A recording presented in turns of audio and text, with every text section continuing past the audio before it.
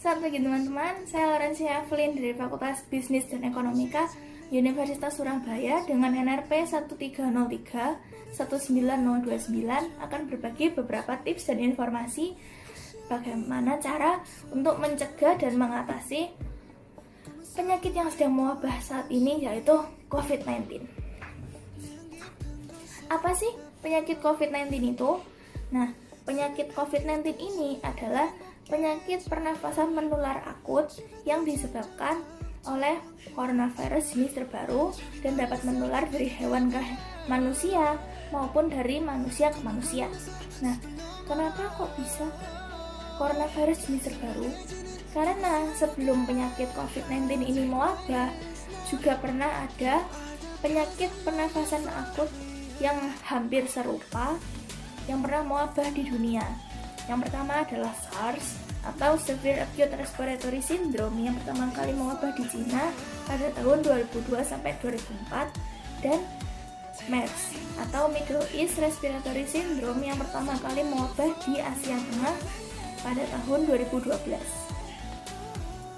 Sama seperti SARS, COVID-19 ini juga berasal dari Cina, lebih tepatnya dari kota Wuhan, Provinsi Hubei, Cina. Penyakit ini pertama kali ditemukan di dekat pasar hewan liar dan ikan laut pada seorang penderita lansia pada tahun 31 Desember 2019 silam. Maka dari itu, penyakit ini dinamakan COVID-19 yang berarti Ko-nya adalah corona, V-nya adalah virus, D-nya adalah disease, dan 19 adalah tahun pertama kali ditemukan penyakit ini. Seperti penyakit pada umumnya, tentu saja penyakit yang disebabkan oleh virus ini itu juga memiliki beberapa gejala tertentu. Gejala pertama yang paling mudah untuk diidentifikasi itu si penderita tuh punya demam di atas 38 derajat Celcius.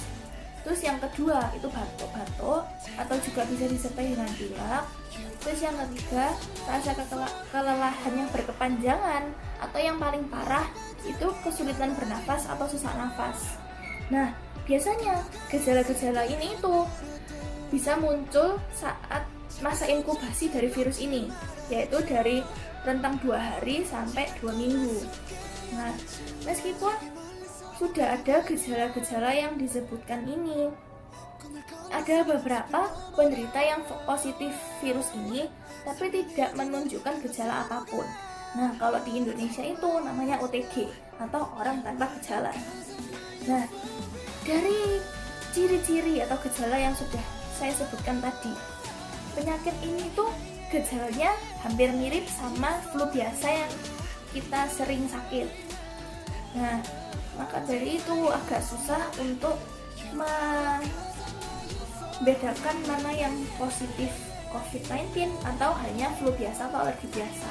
Nah, maka dari itu untuk menentukan seseorang itu benar-benar positif COVID-19 biasanya dilakukan rapid test coronavirus yang biasanya tuh dilakukan di rumah sakit yang melayani rujukan seperti itu. Nah, selain 4 gejala tadi, itu ada juga 2 gejala baru yang barusan ditemukan oleh sekelompok ilmuwan di Inggris. Nah, yang pertama itu penderita COVID-19 juga disertai dengan kehilangan kemampuan indera penciuman dan perasa. Mengapa 2 indera ini tuh berhubungan? Karena indera penciuman itu kalau misalnya kita nggak bisa mencium sesuatu, maka nanti efeknya kita juga tidak akan bisa merasakan sesuatu. Misalnya kayak waktu kita pilek, kita nggak bisa merasakan gimana sih rasa makanan yang kita makan itu, seperti itu.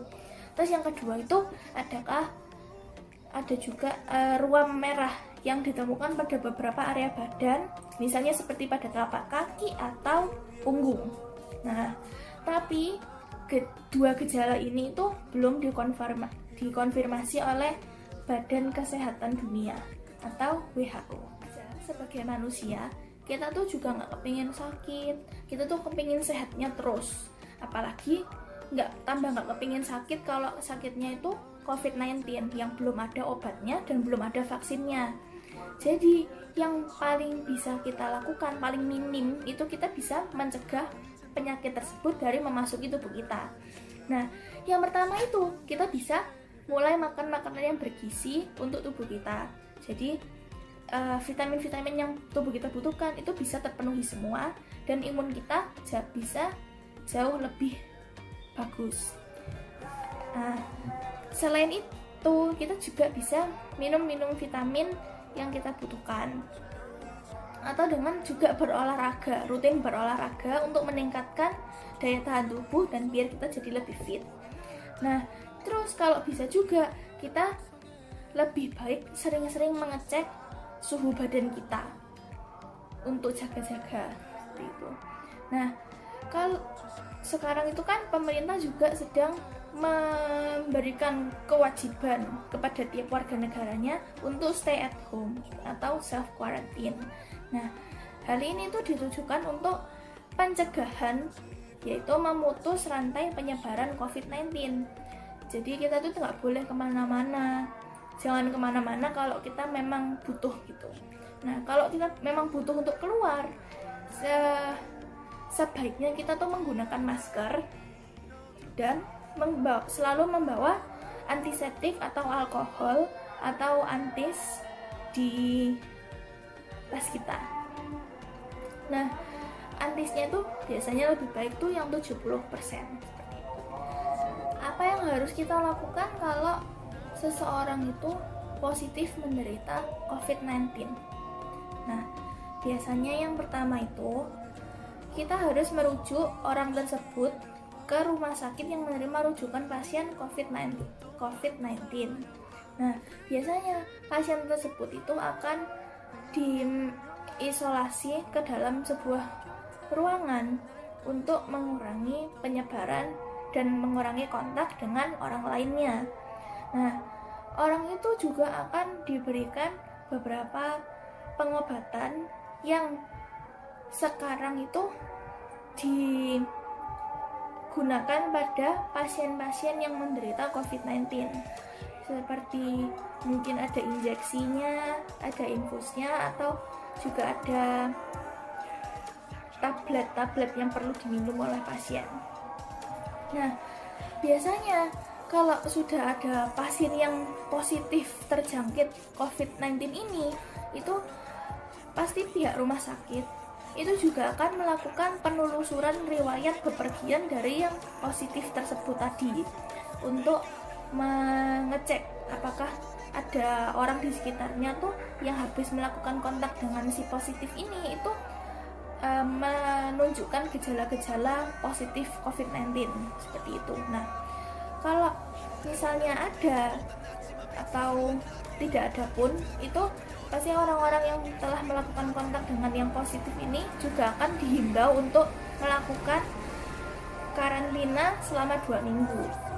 Kenapa kok 2 minggu? Karena tadi masa inkubasinya virus itu dalam masa penentuan di mana gejalanya biasanya itu keluar, seperti itu. Nah, kalau biasanya itu dilakukan pengecekan riwayat, kita juga dihimbau untuk melakukan social distancing. Social distancing ini untuk mengatasi virus COVID yang sudah terjadi. Apa yang harus kita lakukan kalau seseorang itu positif menderita COVID-19? Nah, biasanya yang pertama itu kita harus merujuk orang tersebut ke rumah sakit yang menerima rujukan pasien COVID-19. Nah, biasanya pasien tersebut itu akan diisolasi ke dalam sebuah ruangan untuk mengurangi penyebaran dan mengurangi kontak dengan orang lainnya. Nah, orang itu juga akan diberikan beberapa pengobatan yang sekarang itu digunakan pada pasien-pasien yang menderita COVID-19, seperti mungkin ada injeksinya, ada infusnya, atau juga ada tablet-tablet yang perlu diminum oleh pasien. Nah, biasanya kalau sudah ada pasien yang positif terjangkit COVID-19 ini, itu pasti pihak rumah sakit itu juga akan melakukan penelusuran riwayat bepergian dari yang positif tersebut tadi untuk mengecek apakah ada orang di sekitarnya tuh yang habis melakukan kontak dengan si positif ini itu menunjukkan gejala-gejala positif COVID-19 seperti itu. Nah, kalau misalnya ada atau tidak ada pun, itu pasti orang-orang yang telah melakukan kontak dengan yang positif ini juga akan dihimbau untuk melakukan karantina selama 2 minggu. Kenapa kok 2 minggu? Karena tadi masa inkubasinya virus itu adalah masa penentuan di mana gejalanya biasanya itu keluar seperti itu. Nah, kalau biasanya itu dilakukan pengecekan riwayat, kita juga dihimbau untuk melakukan social distancing. Social distancing ini untuk mengatasi virus COVID yang sudah terjadi. Ya, kira-kira seperti itulah gejala-gejala, arti dan cara pencegahan maupun mengatasi virus yang sedang mewabah ini. Nah, di sini akan ada beberapa daftar pustaka dari mana saya mendapatkan info-info tersebut. Nah, apabila ada kesalahan kata, ada kesalahan pemberian informasi, mohon dimaafkan dan mohon dikoreksi. Ya, sekian dari saya, Laurencia Evelyn, dan sampai jumpa di video lain.